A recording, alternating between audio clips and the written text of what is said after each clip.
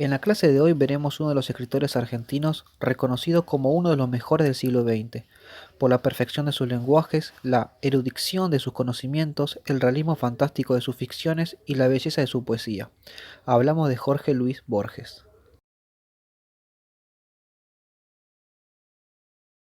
Jorge Francisco Isidoro Luis Borges nació en Buenos Aires en el año 1899.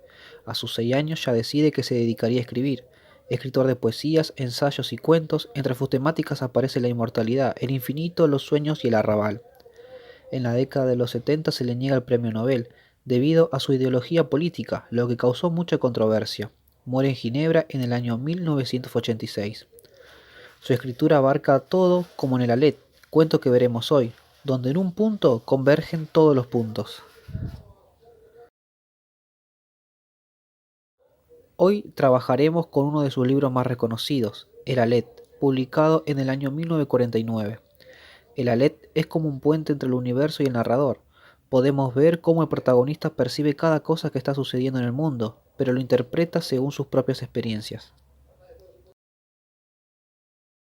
El Alet tiene 17 cuentos. Vamos a centrarnos en estos 5: La casa de Asterión, Egmasons, El Zahir, El Inmortalidad, El Alet.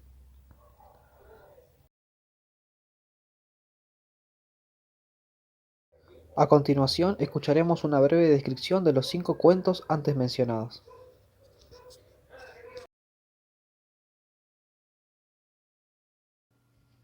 La casa de Asterión, el cuento más breve del libro, cuenta la historia del Minotauro al revés. El Minotauro al revés de lo que se dice en el mito. En vez de ser un monstruo que está dentro de un laberinto encerrado, comiéndose a los prisioneros, es todo lo contrario. Es una persona que sufre.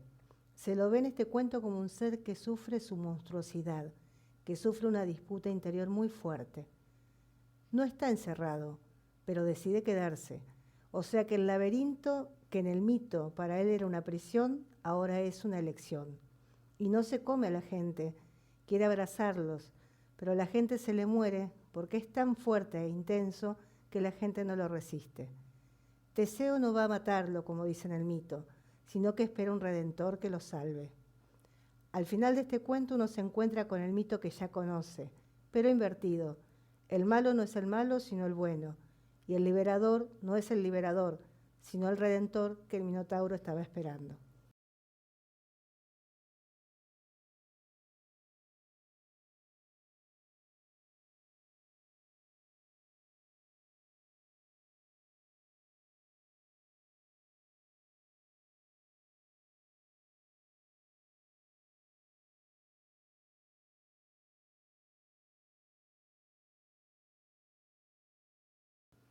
En Emma Suns hay una chica llamada así.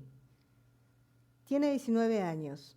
Recibe una carta en donde se entera que su padre se suicidó. Ella recuerda que en realidad su padre sufre una persecución injusta.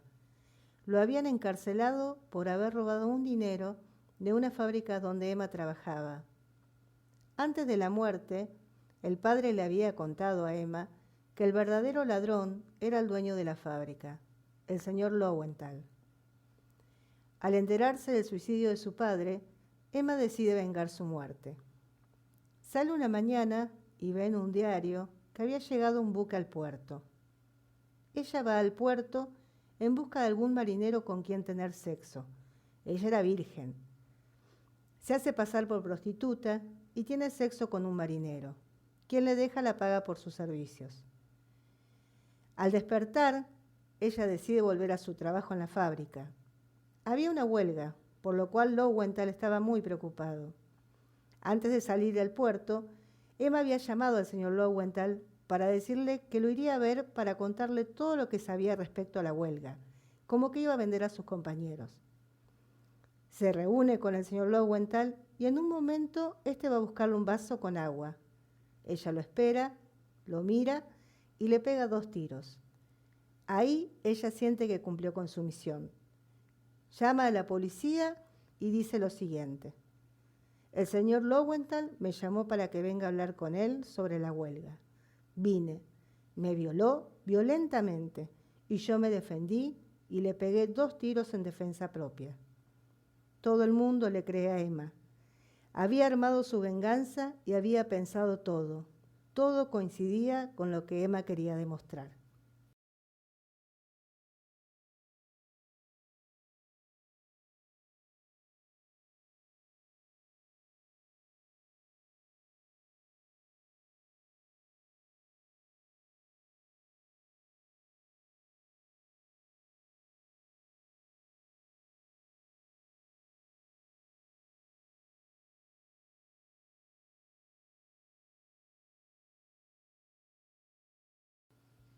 El Zahir es un cuento en el que muchos podrán reconocer la famosa saga El Señor de los Anillos.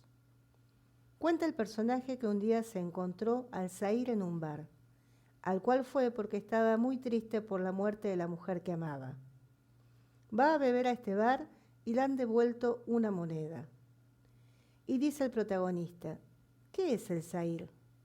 Es algo, una persona, un objeto, un recuerdo, algo que de repente empieza a ocupar toda nuestra atención, con tanta intensidad que no podés sacártelo de la cabeza.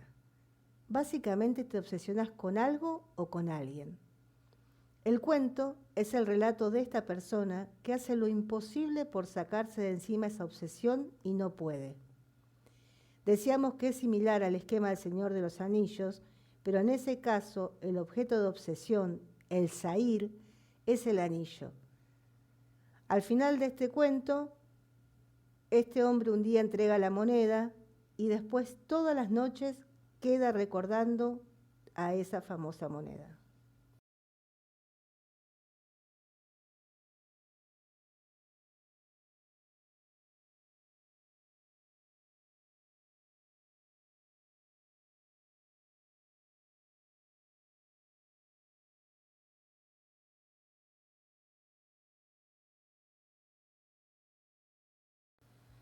En El Inmortal se cuenta la historia de un cónsul romano que se va a buscar un río en donde si bebías su agua te convertías en inmortal.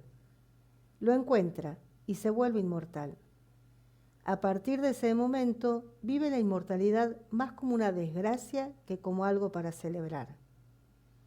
Borges pone en juego en este cuento que toda la vida nos pasamos queriendo ser inmortales, pero no pensamos qué depararía el hecho de serlo. Nos dice el cuento que en realidad por ser inmortal vamos a pasar por todas las situaciones posibles.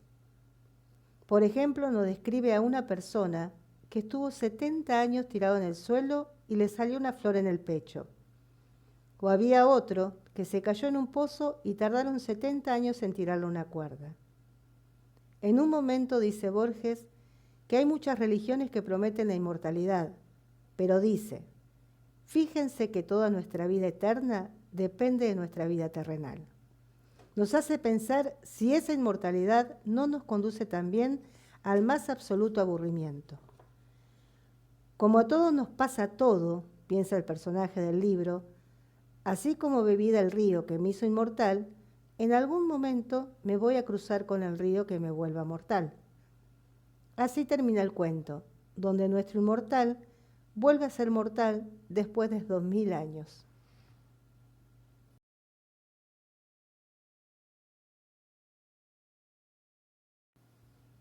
En el Aleph nos relata el protagonista que la mujer que él amaba, Beatriz, murió.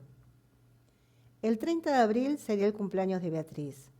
Por eso en esta fecha, todos los años, él iba a su casa del barrio de Constitución, a mirar sus cuadros, a oler su olor. Allí lo recibía su padre y el primo hermano de Beatriz, Carlos Argentino Daneri, que según el narrador era un ser bastante torpe. Esas visitas no duraban más de 25 minutos. Pasaron 6 o 7 años y un 30 de abril, que fue a la casa de Beatriz, se largó a llover muy fuerte, por lo que decide quedarse a comer. Hablando con Carlos, este le comenta que estaba escribiendo un libro. En realidad era un poema. El narrador le pregunta de qué se trataba, a lo que Carlos responde, es como la tierra. Entonces le lee un soneto. En realidad todos los sonetos iban relatando cómo era la tierra. Al escucharlo, Borges se decía a sí mismo, No puedo creer lo que estoy escuchando. Escribe tan mal, las imágenes son grotescas. Pero no se anima a decírselo y se va. Carlos lo llama al tiempo por teléfono para juntarse con él y se van a un bar. Ahí le pide que lo contacte con algún escritor conocido que le haga el prólogo del libro. Borges sentía vergüenza de tener que pedirle eso a algún amigo. No lo haría jamás. Pasan como 6 meses y Carlos lo vuelve a llamar. Borges piensa que es por el tema del libro, pero en realidad quiere contarle que el dueño del bar quiere comprarles la casa y que él está desesperado. ¿Por qué?, se pregunta Borges. ¿Cuál es el problema en vender la propiedad? Carlos le dice, porque en esta casa está el Aleph. ¿Y qué es el Aleph? El Aleph es el punto que lo contiene a todos los puntos del universo. Tengo ese pensamiento desde chico, le cuenta Carlos. Me acuesto y me levanto a ver el Aleph, y desde entonces trato de describir lo que vi. Le cuenta que una vez de chico se cayó de la escalera. En la escalera, en el escalón número 19 precisamente, en el punto que se juntan las 3 aristas, hay un punto que mide 2 milímetros y que si lo mirás fijo en ese punto ves todo. ¿Todo qué? El todo. Ves todo lo que hay, todo lo que fue y lo que habrá. Lo ves todo. Borges va a la casa y se tira en ese escalón, cerrando los ojos y pensando, ¿qué estoy haciendo? Y al abrirlos lo ve, al Aleph, está ahí. El cuento termina en que Borges se va. Lo ve y Carlos le pregunta si había podido ver el Aleph. Borges le aconseja que se vaya a descansar a su casa de campo y termine con esa obsesión. Pero en realidad, Borges se lo dice porque envidia que sea de él, envidia que el Aleph sea de Carlos.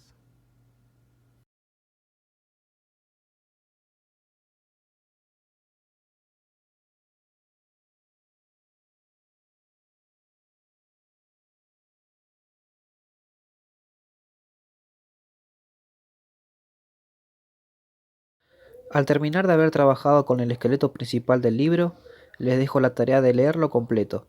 Aquí tienen el link al PDF para descargar o si lo prefieren el audiolibro. La guía de actividades también se la dejo adjunta en el link para que la realicen. Espero que también puedas sentir esa fascinación al entrar en el universo borgiano, que será tema de discusión de nuestra próxima clase.